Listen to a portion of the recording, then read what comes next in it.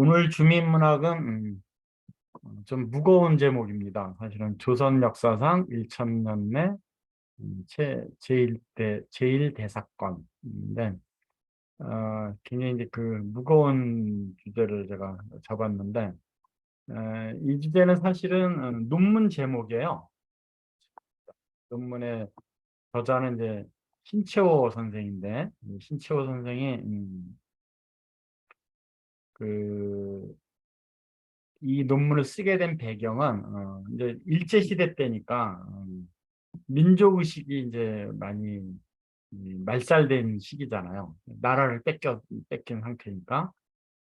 그래서 이 민족 의식을 고취하기 위해서 조금 음, 역사를 민족 의식 쪽에다 조금 치우쳐서 이제 논문을 쓴 거예요. 근데 이제 이 논문을 제가 대학 1학년 때 처음 읽었거든요. 근데 이 논문을 통해서 제가 저의 역사관이 굉장히 많이 바뀌었어요. 그러니까 그 대학 입학 전까지 저의 역사는 학교에서 배웠던 역사. 근데 그 이후에 이제 제가 알게 된 게 제가 배웠던 역사는 어, 일제 시대 때 일본 사람들에 의해서 만들어진 역사가 대부분이에요. 한국 역사인데도 많이 왜곡이 된 역사를 배운 거죠. 근데 이 논문을 읽고 나서 이제 제가 새로운 역사관을 이제 갖게 됐는데, 근데 이 논문의 요지는 뭐냐면, 그러니까 조선 역사상, 그러니까 신채호 선생이 살아있을 그 당시로부터 1000년 동안 이 한반도에서 일어났던 역사 중에 가장 큰 사건, 본인이 생각에 가장 분기점이 되는 우리 민족의 가장 분기점이 됐었던 사건을 하나 꼽은 거예요. 그, 그 사건 하나를 갖고 이제 논문을 쓴 거거든요. 근데 그 사건이 뭐냐면 묘청의 난이에요. 묘청의 난. 묘청의 난은 실패한 난이죠. 그렇죠? 어, 반란에 실패를 했기 때문에 뭐 난이라는 묘청의 난이라고 이제 역사 사건으로 이제 기록이 된 거죠. 성공했다면 뭐 난으로 표기가 안 되겠죠. 그렇죠? 정권이 바뀌어서 새로운 왕조가 됐거나 새로운 역사가 쓰여졌을 테니까. 근데 이 묘청의 난을 조선 역사상 1천년 내 가장 큰 사건이다라고 이 시채호 선생이 본 이유는 뭐냐면 이 묘청의 난을 분수령으로 우리 민족의 미래가 많이 갈렸다는 얘기예요. 아주 가장 중요한 변곡점이라는 얘기죠, 이 사건이. 그래서 굉장히 아쉬움을 토로하는 사건. 그러니까 이때 묘청의 난이 성공을 했다면 우리의 민족의 미래는 많이 달라졌을 것이다. 그래서 지금이라도 안 늦었으니까 이 묘청의 난 요 큰 사건을 우리가 반면교사로 해서 우리 민족이요 다시 한번 뭉치자 일어나자 뭐 이런 것을 독려하는 논문이에요 사실은. 그래서 사실은 일제 시대에 영향을 받았던 역사학자들은 이 논문을 굉장히 폄하합니다. 굉장히 뭐 가치도 없는 논문이라고 폄하를 하는데 사실은 뭐 그렇게 치부할 정도의 가치 없는 논문은 아니고 제대로 된 역사관을 이제 갖고 있는 거죠. 근데 이 묘청이라는 이제 잠시 설명을 드리면 이 묘청은 이제 중입니다. 근데 이제 이 묘청은 어떤 것을 주장을 했냐면 그때 이제 고려가 신라 백제 고구려를 통일한 그 통일신라를 이어받아서 이제 고려가 이제 건국이 됐잖아요. 통일신라 망하고 왕건이 이제 고려를 이제 창출을 했는데 그래서 고려의 수도는 개경이에요. 지금으로 하면 이제 개성이죠. 근데 서경으로 천도를 하자라고 주장을 합니다. 서경은 지금 평양이죠. 지금의 평양.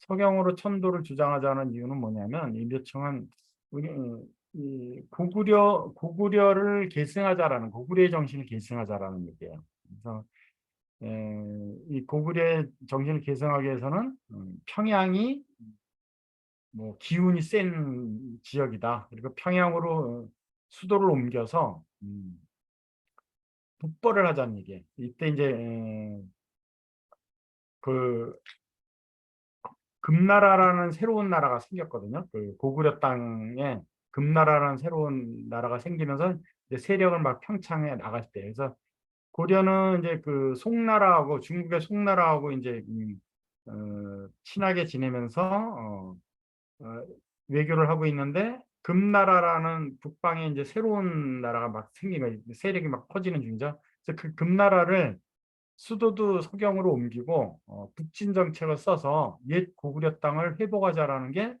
묘청의 주장입니다. 근데 이제 묘청하고 반대 세력이 이제 김부식이라는 사람이에요. 김부식이라는 사람은 삼국사기의 저자로 유명하죠. 김부식이라는 사람은 그냥 송하고 우리가 연대를 했고, 그다음에 금나라가 지금 세계를 막 펼치고 있는 새로운 신흥 나라인데 세력 확장을 하고 있는데 전쟁하지 말고 그냥 외교를 써서 화친을 해서 그냥 음, 달라는 조공 다 다치고 평화를 유지하라는 뜻이에요. 근데 이제 뭐 지금 시각으로 보면 전쟁이 오르냐 뭐 평화가 오르냐 그런 그 시시비비 있겠지만 이 신채호 역사학자의 이제 이 묘청의 날 제1대 사건으로 꼽은 것은 이 묘청의 주장대로 서경으로 천도를 하고 평양으로 천도를 하고 옛 고구려 땅을 회복하자라고 북진 정책을 썼다면 우리 민족의 미래가 지금 이 저자인 신채호 씨가 살고 있는 지금의 이 민족의 위기가 일제한테 압제당한 이 위기가 안 왔을 수도 있을 것이다. 근데 아직도 늦지 않았으니까 지금이라도 민족의식을 고치려서 옛 고구려의 영화처럼 우리 옛 조상의 영화처럼 그래서 다시 한번 그 영화를 한번 가져보자라고 이제 고치하는 논문이거든요. 그래서 이제 묘청하고 김부식의 싸움이죠. 역사를 놓고 보면. 근데 묘청의 그 북진 정책이 실패를 했기 때문에 성공한 김부식 입장에서 이제 역사가 쓰여진 거죠. 그래서 묘청의 난으로 표현되고 묘청을 뭐 요승, 뭐 개파간 승, 미친 승이다 뭐 이렇게 몰아붙이거든요. 역사는 뭐 승리한 자에 의해서 쓰여지니까.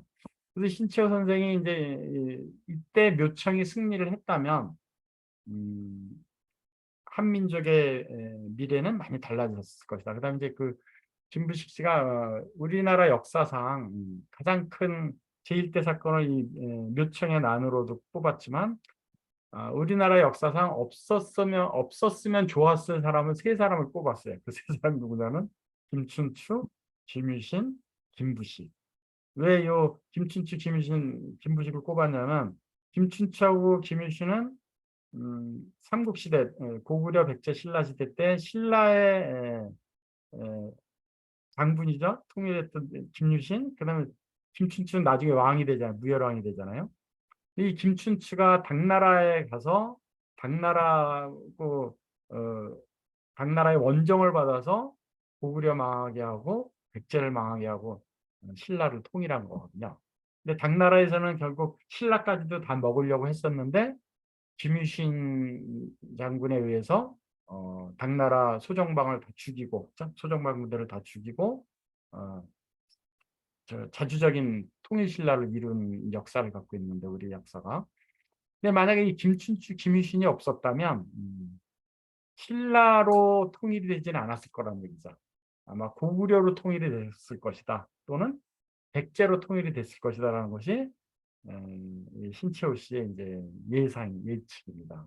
그다음에 김부식 씨는 왜 없었어야 되는 인물이냐면 이제 묘청의 난을 제압을 하고 김부식 쪽이 이겼잖아요, 그렇죠? 북진 정책을 쓰지 않는 그냥 조공을 바치라면 바치고 그냥 전장 없이 지내자는 김부식 쪽이 이제 이겼는데 그러니까 김부식 쪽에서는 이 북진 정책에 대해서 굉장히 그 나쁜 평가를 할 수밖에 없죠. 그렇죠? 그러니까 역사 의식이 굉장히 쪼그라든 역사 의식이 됐다는 거죠. 그래서 삼국사기를 이 북진 정책 중국에 대해서 중국 입장에서 보면은 조금 기분 나쁜 것들은 많이 그렇게 희석을 시켰어요. 역사 기록하는데도 불구하고.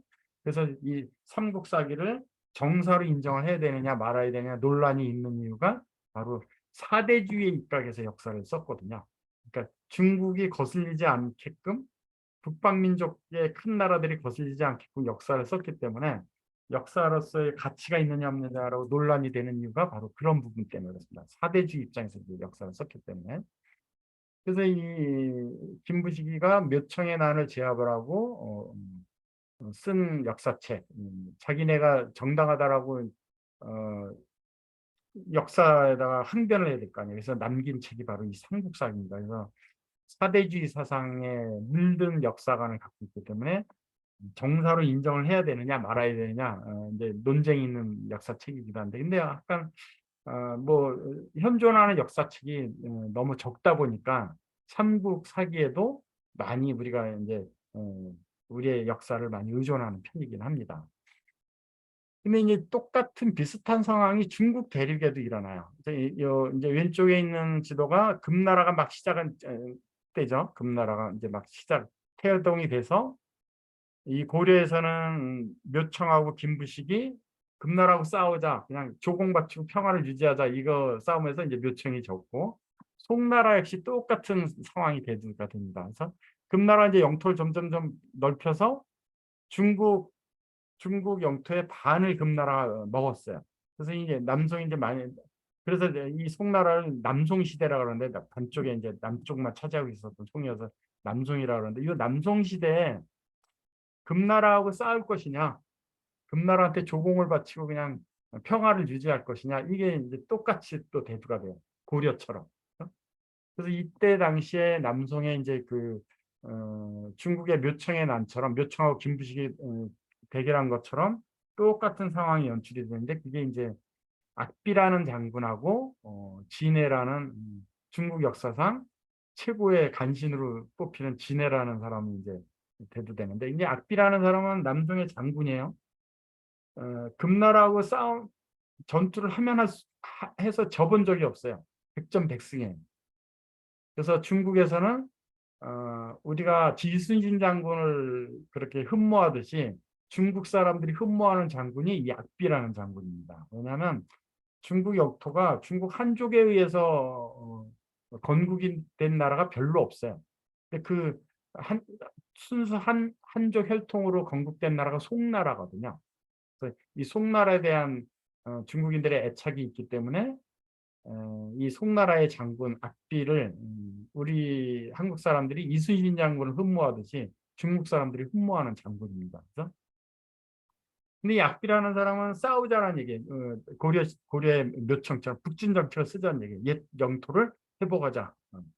근데 이 진해라는 사람은 우리 묘청한테 김부식하고 대별되는 사람, 일치되는 사람이죠. 악비의 북진 정책을 반대를 해서 그냥 조공 바치고 달라는 데를 다 매년 노예도 갖다 바치고 그냥 평화를 유지하자는 얘기예요.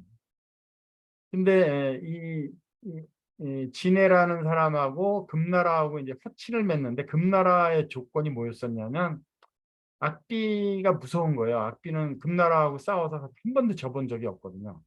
악비가 무서우니까 악비 장군을 죽여라.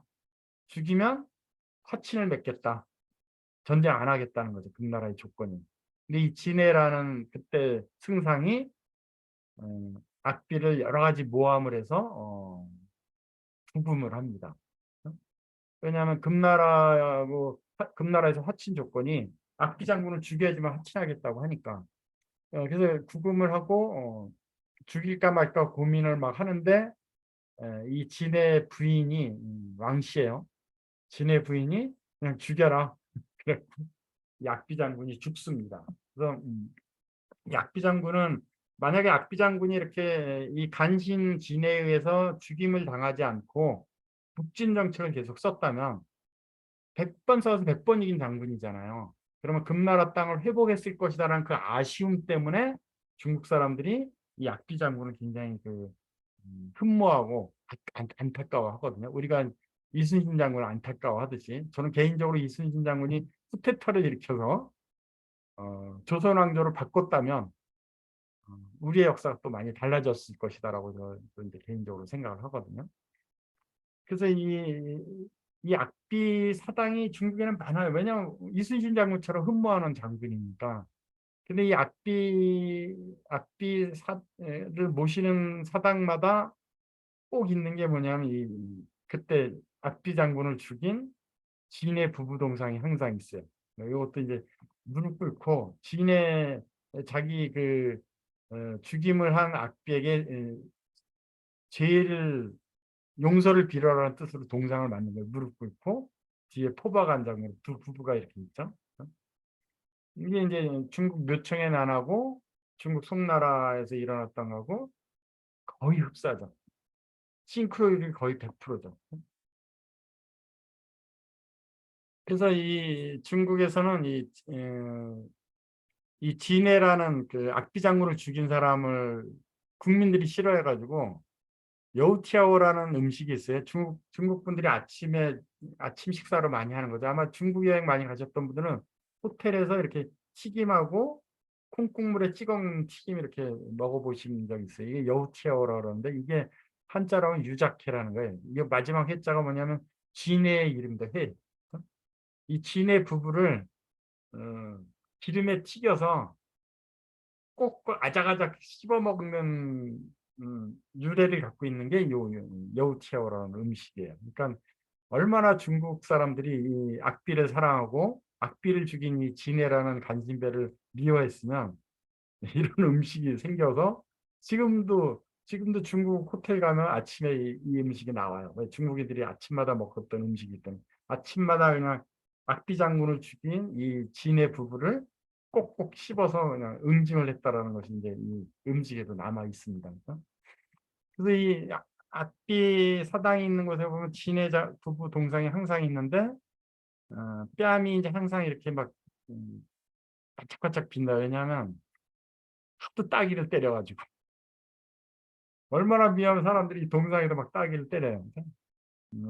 우리나라에서도 얼마 전에 전두환 장군 동상 파푸야라고 만들었다가 지금 없앴죠. 왜냐면 워낙 많은 사람들이 거기다 침 뱉고 막 지저분하게 하고 뭐 집어 던지고 그래가지고 동상 소리가 있는데 그 정도로 그러니까 얼마나 이 북진 정책을 못 쓴 거에 대한 아쉬움을 중국인들도 갖고 있는 거죠. 이게 이제 똑같이 우리나라에도 이 조선 역사상 2000년내 제1대 사건 묘청의 난을 신채호 선생이 이제 논문 주제로 쓴 게 이유가 뭐냐면 이때 북진 정책 묘청이 승리를 했다면 아마 금나라가 강성해지기 이전이니까 아마 고구려 영토를 이건 역사에는 가정은 없지만 북진 정책을 써서 고구려 영토를 수복을 했다면 지금의 대한민국도 많이 달라졌겠죠. 그 이후의 역사도 많이 달라졌고. 근데 이제 이 논문에서 우리가 배울 것은 뭐냐면 이때 우리나라 땅이 북방 고구려 땅을 차지했었으면 하는 그런 아쉬움보다는 이 신채호 선생이 논문에서 얘기하고 싶었던 게 뭐냐면 주인의식이에요. 주인의식. 어, 묘청처럼 역사의 주인의식을 가졌다면 김부식처럼 사대의식이 아니고 주인의식을 가졌다면 많이 달라졌을 것이 아니냐. 이 주인의식을 강조한 거죠. 그래서 우리가 이 논문에서 읽어낼 수 있는 지혜는 우리 민족의 고치심도 고치심이지만 내 인생에서 내가 얼만큼 주인의식을 갖고 지금 하루하루를 임하고 있느냐 그거를 한번 생각해 보자라는 뜻에서 이 주제를 제가 꺼낸 겁니다. 그래서 우리가 뉴스킨 하는 동안 나의 뉴스킨 역사상 아마 여러분들 각자 대사건이 있을 거예요. 그다음에 우리 역사하고 좀 다르게 한 명의 인재를 리크루팅하면서 그 한 명으로 인해서 그룹 사이즈가 시시각각으로 변하는 아주 변화무쌍한 비즈니스거든요. 그래서 이 역사상에는 제1대 사건이 딱 한 사건일지는 모르겠지만 우리는 사실은 수시로 이 사건이 일어납니다. 큰 사건이. 이게 저는 이제 티핑 포인트, 얼마 전에 배웠던 티핑 포인트라고 생각을 해요. 아주 급속도로 성장하는 그 변곡점. 그 변곡점이 이제 저는 이 뉴스킨 역사상 제1대 사건이라고 하는데 가장 중요한 건 신채호 선생이 이 논문에서 이야기하고 싶었던 주인의식, 주인의식을 얼마나 갖고 있느냐, 갖고 있지 않느냐, 차이가 나의 티핑 포인트, 제1대 사건이 올 것이냐 말 것이냐의 그 변곡점의 요소라고 저는 생각을 합니다. 아마 그 변곡점이 오늘 올 수도 있고 내일 올 수도 있고, 그래서 우리는 꾸준히 나의 뉴스킨 역사상 큰 사건을 맡겠다라는 큰 포부로, 그러니까 북진 정책의 주인의식이기도 하지만 공격이거든요. 공격. 네? 수비하려는 김부식보다 공격하려는 묘청이 이겼다면 역사가 크게 변할 것이다라는 이, 조선 천년인의 제1대 사건처럼 우리의 티핑 포인트가 오늘 올 수도 있고 내일 올 수도 있습니다. 우리의 자세는 주인의식을 갖고 계속 전진을 한다면 아마 우리 그룹 사이즈는 눈에 보이게 확 달라지지 않을까 싶습니다. 자, 경청해 주셔서 감사드리고요. 오늘도 힘찬 구호와 함께 오늘 하루를 열도록 하겠습니다. 음소거 다 해제해 주시고요. 성공 확언. 나는 나는 날마다 날마다 모든 면에서 점점 점점 좋아지고 좋아지고 파이팅! 있다. 너무 잘 들었습니다. 감사합니다. 좋은 하루 보내세요. 감사합니다. 화이팅! 파이팅! 파이팅!